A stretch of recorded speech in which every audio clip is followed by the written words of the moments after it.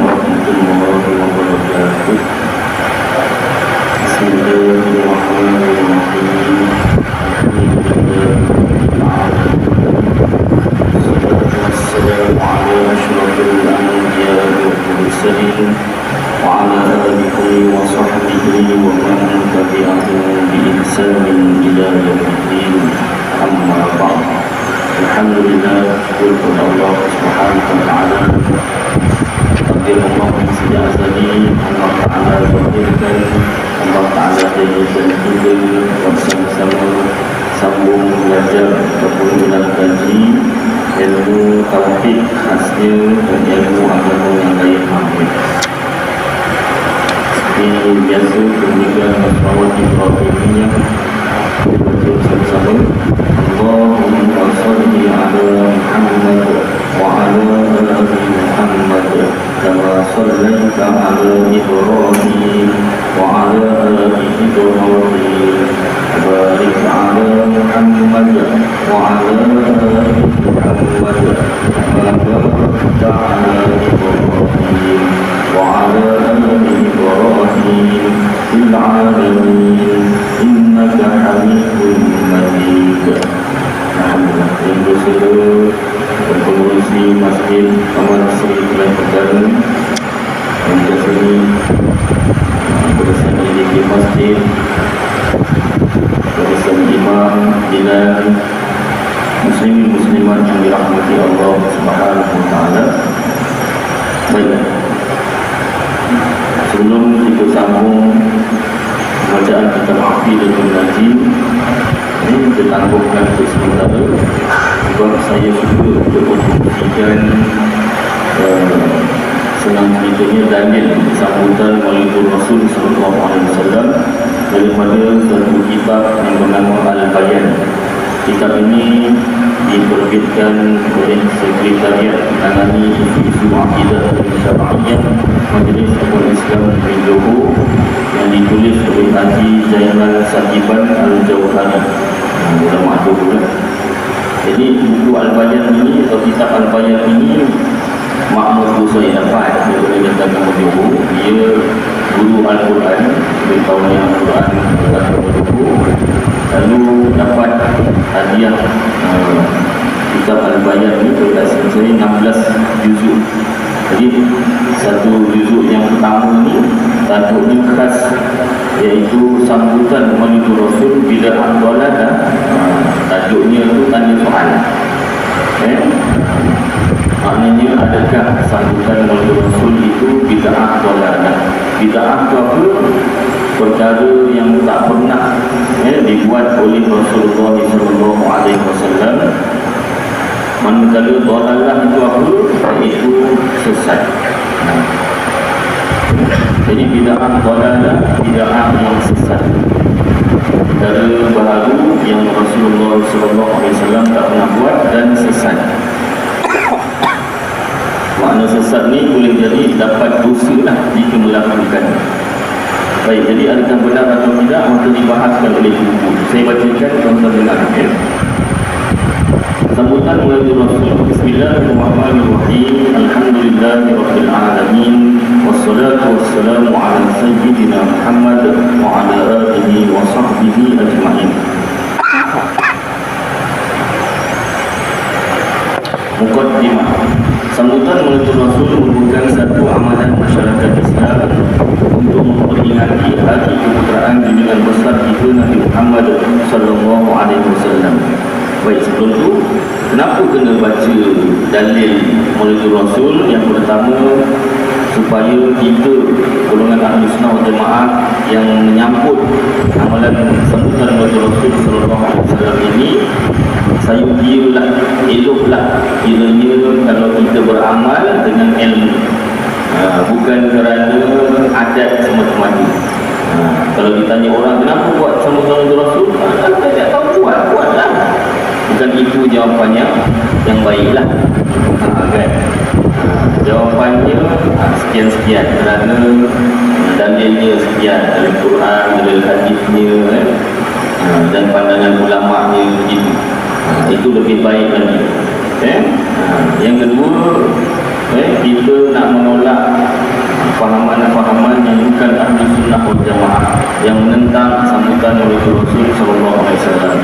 Jadi sekurang-kurangnya kalau ada lah na'udzubillah min dzalik, minta lindung kepada Allah dari demikian, kalaulah ada ahli keluarga kita, rakan-rakan kita, jiran-jiran kita yang berpengaruh dengan fahaman yang menolak sambutan oleh Rasul dan mengatakan sambutan oleh Rasul sallallahu alaihi wasallam ini suatu bid'ah yang dhalalah, sekurang-kurangnya boleh kita terangkan.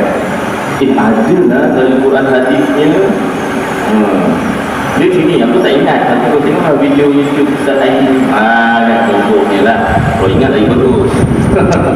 Kalau ingat lagi bagus. Tak ingat, kau pergi channel Aidil Hani.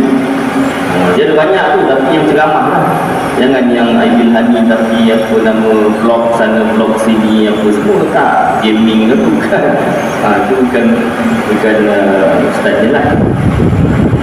Ada muka Ustaz tak? Tak ada. Kau tak boleh tunjuk muka Ustaz.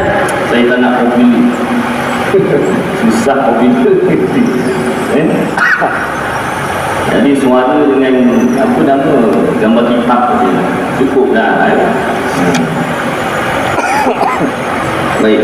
Jadi sebab tu kita saya bacakan supaya yang dah tahu kita ulang kaji lah, yang belum tahu dapat kita tahu dan kita sampaikan insya-Allah. Baik, amalan ini dilakukan oleh ulama-ulama silam, diwarisi zaman berzaman hinggalah kepada masyarakat Islam hari ini. Selama ini amalan mengadakan sambutan Maulid Rasul tidak menjadi apa-apa masalah dan tidak menyebabkan berlakunya perselisihan dan perpecahan dalam masyarakat. Tetapi sejak akhir-akhir ini, buku ini terbit bila? Cetakan pertama 2008, cetakan keempat 2010, lama lah. Tapi sejak akhir-akhir ini timbul pandangan yang dijaja oleh pihak tertentu yang memaksa kita menerima fahaman mereka, di mana kononnya sambutan Maulid Rasul itu adalah bid'ah dhalalah, bid'ah yang sesat dan bertentangan dengan syarak yang perlu dielakkan. Jadi kita Ahlussunnah Jamaah, tuan-tuan, saya ulang lagi sikit tentang bid'ah ini. Dalam fahaman Ahlussunnah wal Jamaah, ulama-ulama Ahlussunnah wal Jamaah mengkelaskan bid'ah itu kepada dua perkara. Satu bid'ah yang hasanah, bid'ah yang baik. Satu bid'ah yang dhalalah, bid'ah yang sesat. Jadi apa nama ni, ada golongan tertentu yang mengatakan bid'ah itu semuanya dhalalah, semuanya sesat, tak ada bid'ah hasanah ni. Dalilnya apa? Nampak tak? Ajaran sesat, dia nak menyesatkan orang, dia ada dalil Quran hadis.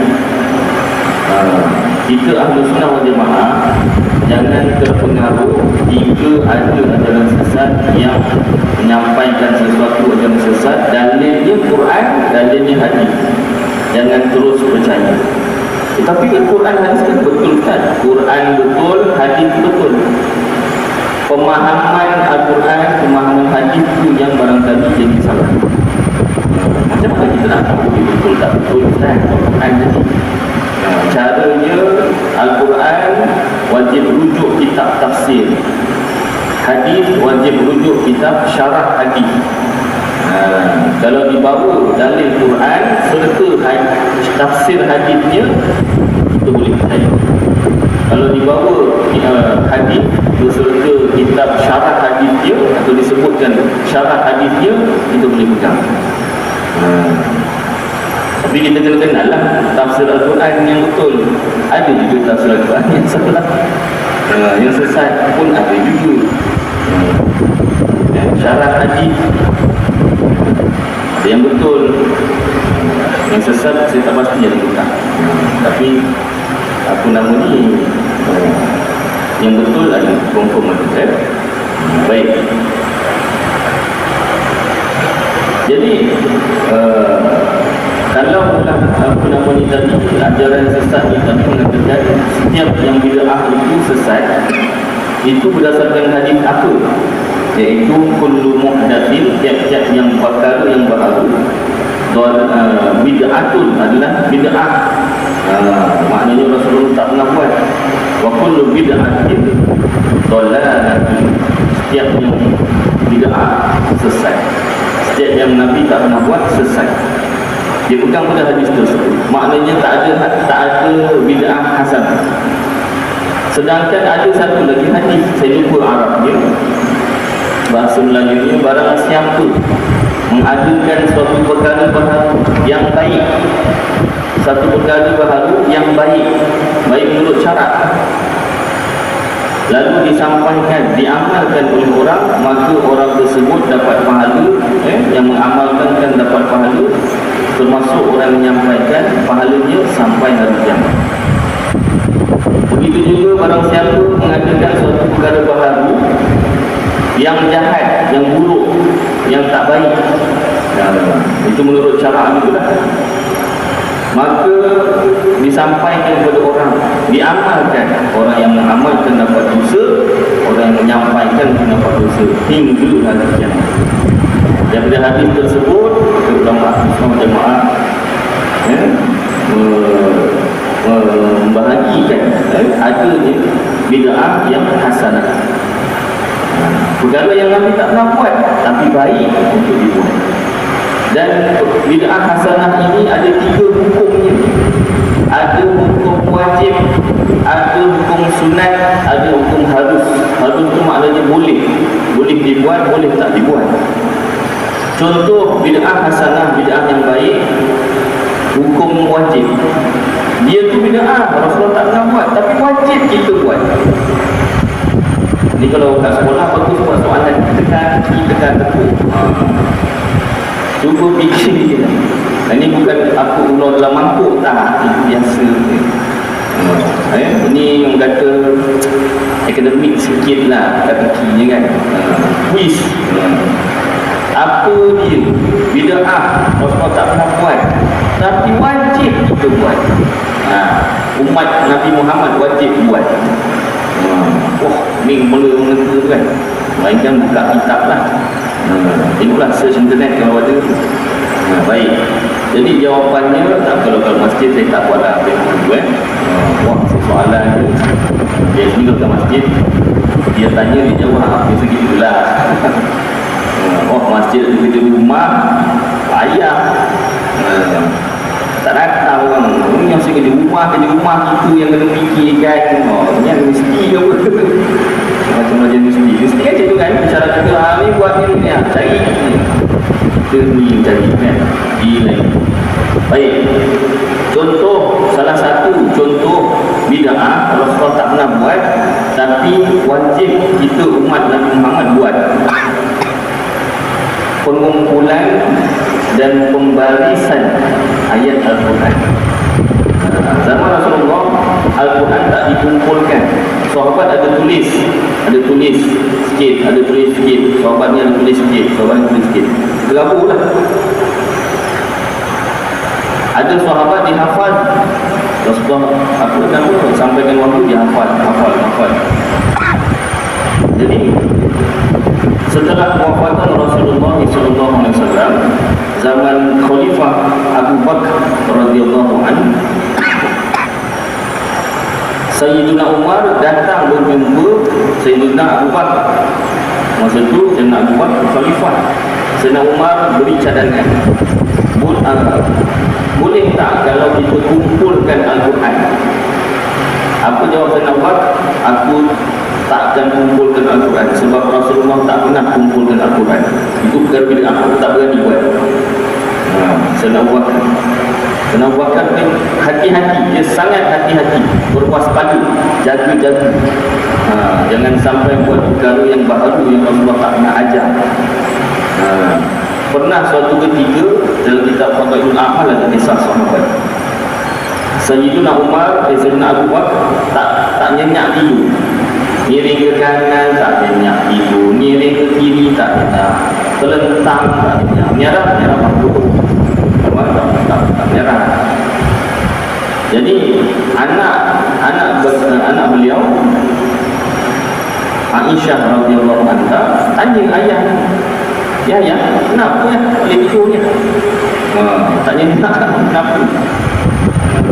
Ayah pun jawab, saya nampak jawab, aku ada tulis hadis Rasulullah, aku ada tulis, tapi aku sahabat tau, rapat dengan Rasulullah, hijrah sama-sama. Kita tahu kisah Sayyidina Umar dalam gua tu, apabila ada lubang tu nak keluar pulau, Sayyidina Bakar tahan pakai ibu jari kaki dia dekat sana. Rasulullah tengah rehat tidur di baan Sayyidina Abu Bakar, dia tahan gula tu apa lagi lah, nak keluar pun tak ada, patutnya ibu jari Sayyidina Abu Bakar. Kita kena gigit semut aja sakit, pun patut keluar 99 kau terus main. Dulu masa saya di BSM ada diajar ikatan toniket atau toniket tu lah. Bunyi tu pun tak bagus. Jadi kalau katalah kena patuk kat tangan atau kaki sini, ikat bahagian sini, ikat. Dulu mula-mula diajar macam tu, dalam lama pun tak bagus, tak elok. Pasal apa? Dia nak tahan darah, bisu tu dia tak pergi ke jantung, ikat tu rupanya pun tak bagus. Pasal apa? Lama sangat nanti ini tak berfungsi, mati, terluang, membotol.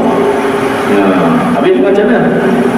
Kalau boleh ular tu kita bunuh, tangkap, bawa pergi hospital. Pasal apa? Doktor nak cari penawar bagi bisu dia. Jenis ular yang lain punya penawar yang lain. Kalau boleh lah, berusaha nak bunuh ular, kena cik betul, payah juga tak? Call aja lah 99. Dah. Baik. Jadi Sayyidina Abu Bakar tengah patuk, dia diam, tahan sampai berpeluh. Peluhnya berjurai, kena Rasulullah terbakar. Kenapa ni kuat? Dia berpeluh ni. Panas memang panas lah, lembu kan, tak ada kipas kan? Banyak kipas kan? Itulah berpatuk. Masya Allah, punya rapat. Dia antara sahabat yang dijamin syurga kat dunia dah, yang syurga. Ya Allah. Tapi satu malam dia tak dapat tidur pasal dia teringat, takut dia ada tulis hadis tersalah tulis. Dia takut tersalah tulis. Rasulullah cakap lain, dia tulis lain. Dia takut, risau. Habis macam mana? Dibakar semua kitab-kitab hadis yang dia tulis, dibakar semua, tak tinggal satu pun. Bakar semua, baru tenang hati nanti. Kalau kita ibadat, kalau tiga lah yang boleh ngorok lah, sampai tahap tu. Sahabat tak lah macam tu kan. Mana nak cerita nyenyak tidur, baru nyenyak tidur. Baik, jadi Sayyidina Abu Bakar tak terima dengan Sayyidina Umar. Kali kedua ada suatu perang, saya lupa perang apa, ramai hafiz Al-Quran 30 juzuk wafat ataupun syahid. Ramai yang syahid. Jadi Sayyidina Umar pergi jumpa lagi Sayyidina Abu Bakar. Kali kedua berkaitan isu yang sama. Kita tengok sahabat yang hafiz Al-Quran, hafaz seluruh Al-Quran, ramai yang syahid. Kumpulkanlah Al-Quran. Takut nanti semua hafiz Al-Quran syahid, dah tak tahu nak apa nama ni, rujuk macam mana. Tak kira tu Sayyidina Abu Bakar terima, terpaksa terima untuk kepentingan umat Islam. Bukan semua orang mampu menghafaz keseluruhan Al-Quran. Dah hafaz tu, nak kekal hafaz tu bukan senang. Ini dah hafal-hafal lupa, so agama dulu kan banyak surah apa tu sampai A'la, Ghasyiyah, surah hafal. Tak diamalkan dah lupa, ingat. Saya pun dulu masuk tandingan apa kan, hafaz Al-Quran 40 ayat surah Al-Baqarah. Sekarang tinggal 20 saya ingat dah. Astagfirullahaladzim. Ampun kepada Allah Ta'ala. Jadi pengumpulan Al-Quran wajib. Zaman Rasulullah tak pernah dibuat. Yang kedua, pembarisan Al-Quran. Asalnya Al-Quran huruf saja, baris pun tak ada. Alif di atas alif, wa'i, alif depan tu tak ada. Itu muqaddam lah, maknanya baris atas, baris bawah, baris depan, baris dua di atas, baris dua di bawah, baris dua di depan, tak ada. Kemudian baru dibuat. Bayangkan kalau kita dapat Al-Quran sekarang tak ada baris kan? Yang ada baris saja orang tak boleh baca. Bukan sini, tempat lain, planet Marikh. Dia jauh-jauh sikit kan. Saya pernah cerita sini. Ada kawan saya tak sebutlah nama kan, tak niat nak memalukan pengajaran. Kan ada keluarga mereka ada ujian Al-Quran, tak lulus tak boleh naik darjah. Dia tauhid, ibadat, Al-Quran tu wajib lulus. Jadi ujian lisan Al-Quran, cuba baca. Baca surah Al-Baqarah ayat depan Al-Baqarah. Orang saya baca Bismillahirrahmanirrahim. Asyik. Cuba baca biasa je, siap taranum. Ini saya baca ni tak taranum lah, maknanya lagu lah, sedap lah. Dia pun baca. Dia kan baca.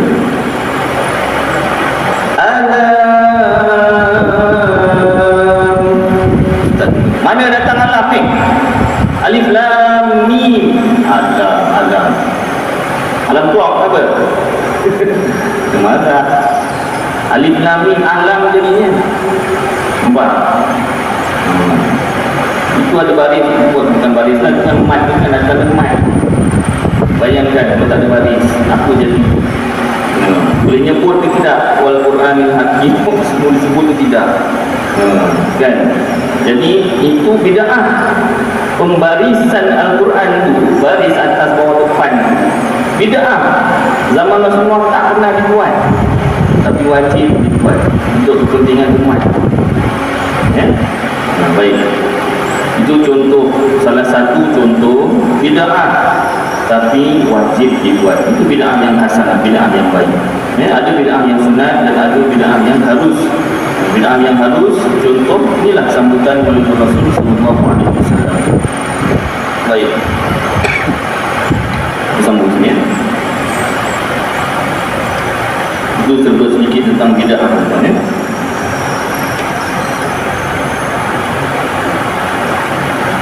Mana tadi?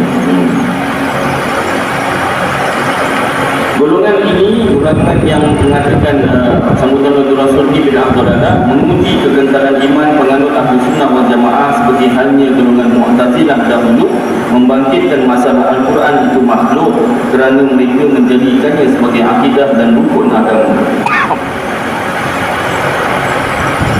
Untuk tujuan ini, mereka banyak menghabiskan wang ringgit hanya untuk mencetak risalah dan buku-buku mengenai sambutan Maulid Rasul untuk diedarkan ke seluruh dunia bagi meyakinkan umat Islam kononnya sambutan Maulid Rasul itu bid'ah dan ditegak oleh syarak melakukannya. Walau bagaimanapun segala percubaan untuk mengubah pegangan penganut Ahli Sunnah wal Jamaah itu tidak akan berjaya kerana mereka Ahli Sunnah wal Jamaah mempunyai hujah yang mantap mengenainya. Hujah kita mantap tuan-tuan, cuma kita tahu tak tahu dengan tak ingat. Menyebabkan semakin bertambah yakin dan mantap serta terus mengamalkan sambutan tersebut pada setiap tahun sebagai mengikut pegangan yang betul dari segi konsep, amalan dan cara sambutan itu dilakukan. Kalau dilihat dari segi pelaksanaan, majlis sambutan Maulid Rasul merupakan salah satu cara mendekatkan umat Islam kepada ajaran Nabi Muhammad sallallahu alaihi wasallam. Kenapa? Kerana dalam majlis ini mengandungi puji-pujian dan selawat kepada baginda Rasulullah sallallahu alaihi wasallam, tazkirah, peringatan dan sebagainya.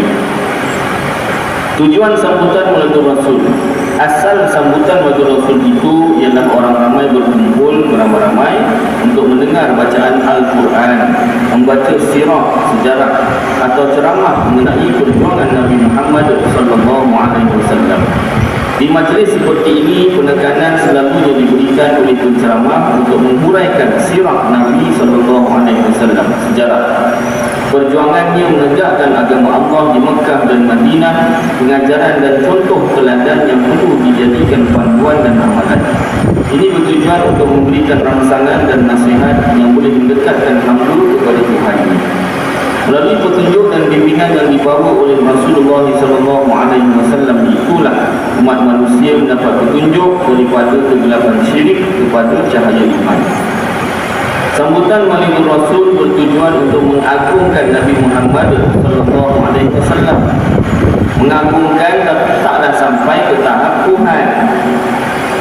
Mengagungkan sebagai makhluk yang menjadi kekasih Allah. Tak adalah sampai tahap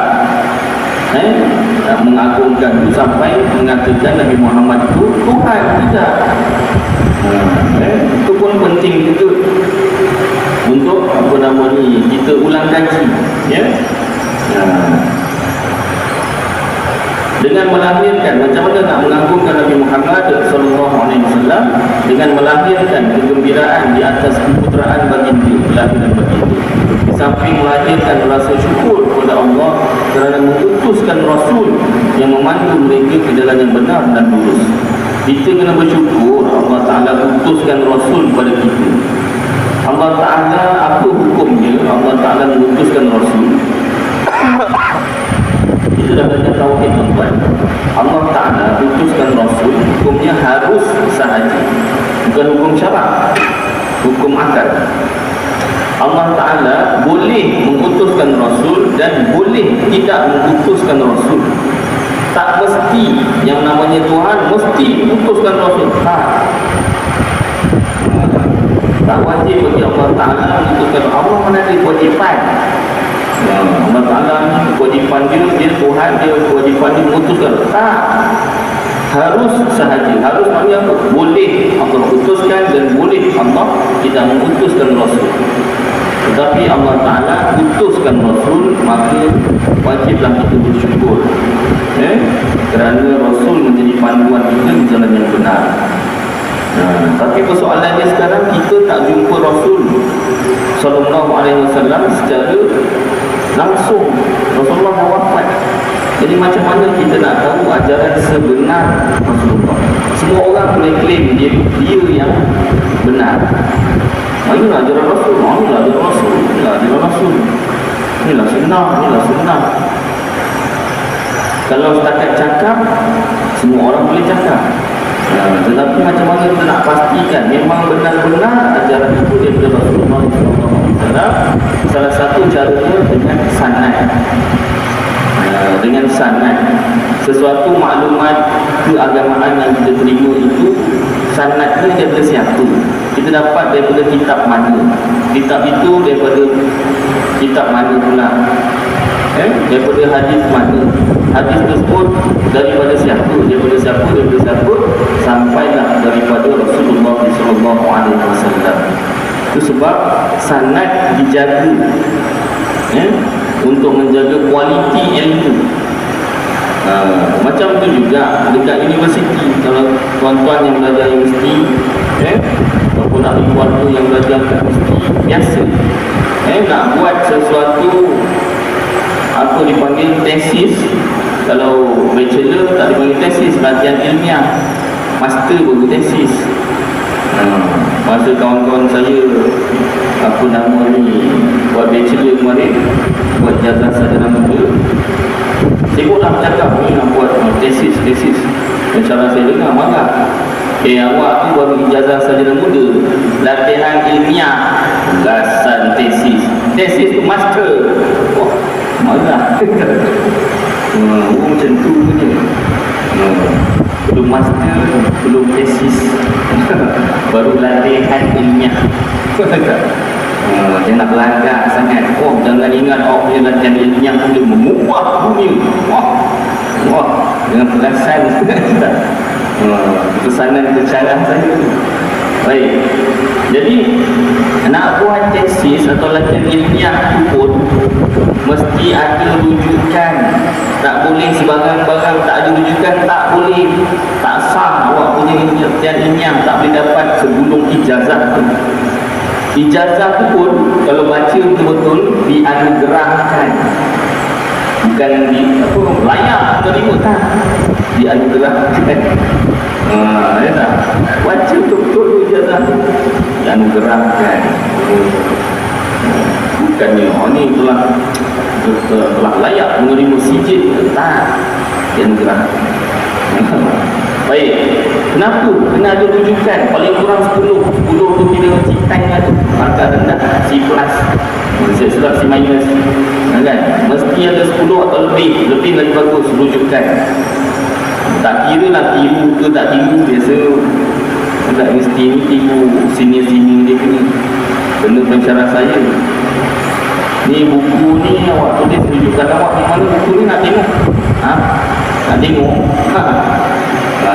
Patah boleh tinggi apa perpustakaan canggih buku ni. Asalnya nak tiru benda sini punya, tak boleh. Kena pensyarah saya nak tengok bukunya mana muka surat berapa. Ramai yang tak suka pensyarah saya ni. Saja tapi dah dapat macam mana, terima je lah. Jadi yang dimakan, nak jaga betul-betul kualiti ilmu tu. Jangan sebarangan, bukan main apa garangan-garangan tepuk dada tanya saya tak, kena ada fakta. Ilmu akademik pun dijaga sebegitu sekali tuan-tuan. Takkanlah ilmu agama boleh sebarang-barang kita dapat. Asal apa disebut orang ini sunnah, ini ajaran Rasulullah, kita terus percaya. Jangan semak rujukannya. Dari mana awak dapat? Bukan kita nak tunjuk kita hebatnya, nak tanya itu tak salah. Saya cuma nak tanya dari mana kitab mana. Tanya baik-baik, bukan nak bergaduh. Tidak. Supaya nak pastikan memang benar ini ajaran Rasulullah SAW. Contoh bid'ah yang dolalah. Tadi bid'ah yang hasanah saya dulu nak sebutkan bid'ah yang dolalah. Ada bid'ah yang dolalah, bid'ah yang sesat. Hukumnya makruh ada, hukumnya haram pun ada.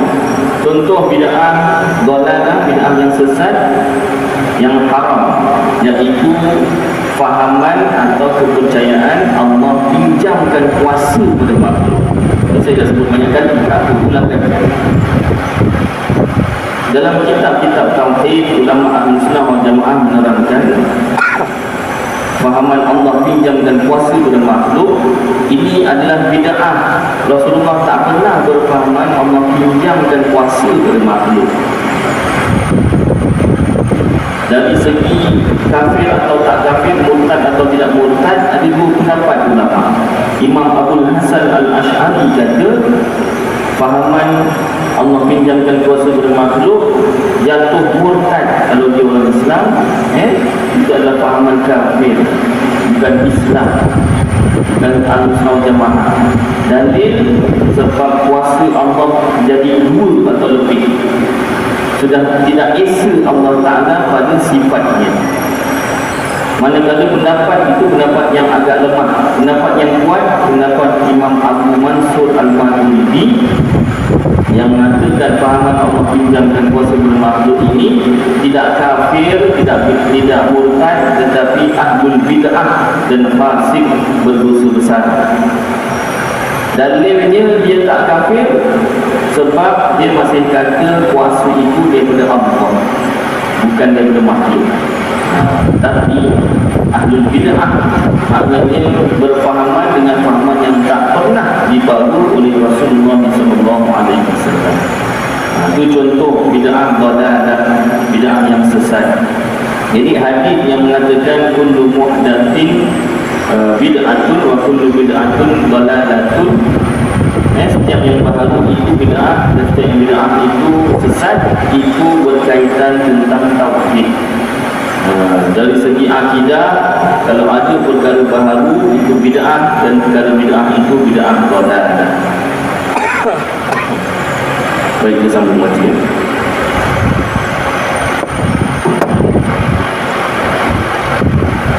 Sambutan ini merupakan satu cara pendidikan secara tidak langsung, mengingati peranan baginda membawa kebaikan dan kebajikan kepada manusia, selain menarik manusia ke jalan kebaikan dan kebajikan. Inilah matlamat sebenar sambutan Maulid Rasul yang diadakan selama ini. Sejarah sambutan Maulid Rasul. Sambutan Maulid Rasul diadakan apabila umat Islam sudah tidak ada masa untuk mempelajari dan mendalami Al-Quran, serta sudah tidak ramai lagi orang yang memahami sirah Nabi Muhammad SAW dari alim ulama yang soleh. Berdakwah secara langsung biasanya tidak banyak menarik minat orang ramai, terutama generasi muda. Lantaran itu menggunakan kaedah secara tidak langsung lebih berdaya mengembusi hati nurani untuk menarik manusia melakukan kebaikan dan kebajikan. Oleh demikian, para pendakwah ketika itu menggunakan sambutan Maulid Rasul untuk mendekatkan manusia kepada ajaran Nabi Muhammad SAW. Antara negara yang banyak mengadakan sambutan Maulid ini selain dari Mesir ialah Syria, Semenanjung Arab, Busan, Afrika, Maghribi dan Andalusia. Dan saya tambah, kalau tuan-tuan nak cuba tengok dekat insert tuan-tuan, YouTube ayat sambutan Maulid Rasul di China, CHINE, negara China tu, tanah besar China. Dia lebih dahulu mengenal Islam daripada tanah Melayu. Dia punya sambutan Maulid Rasul, tuan-tuan, kalau saya ni baca kitab Maulid Barzanji, dia hafal. Malu saya pun tak hafal. Baca dah tengok buku kitab tu pun tersalah-salah lagu dia. Ya tak? Jadi maknanya bukan di Indonesia sahaja sambutan Maulid Rasul, di seluruh dunia. Tuan, nanti kita sambung lagi untuk nak kata ni beberapa perkara dan apa yang kita baca dan dengar dari Muhammad SAW, tuan-tuan, buat kita amalkan dan sampai-sampai insya-Allah. Ini kami ada astagfirullahaladzim li wa lakum wa lisa'il muslimin wal muslimat wal mu'minina wal mu'minat wastaghfiruhu wa yaqbalu mustaghfirin wa yahdiyakum ila sallallahu tabaraka wa ta'ala ala khairil khalqi sayyidina maulana Muhammad wa ala alihi wa sahbihi wa baraka wasallam. Subhana rabbika rabbil izzati amma yasifun wa salamun ala al mursalin walhamdulillahi rabbil alamin. Taqabbalallahu minkum.